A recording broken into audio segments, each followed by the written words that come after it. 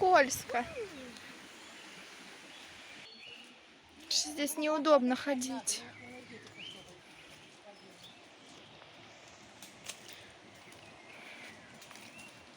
Класс.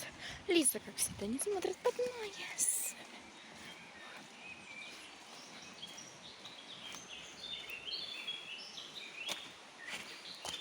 Ты идешь? Да. Ты чё? Класс.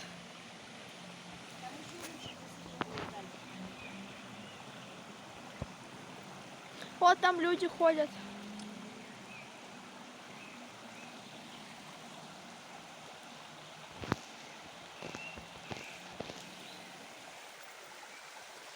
А ты мостик.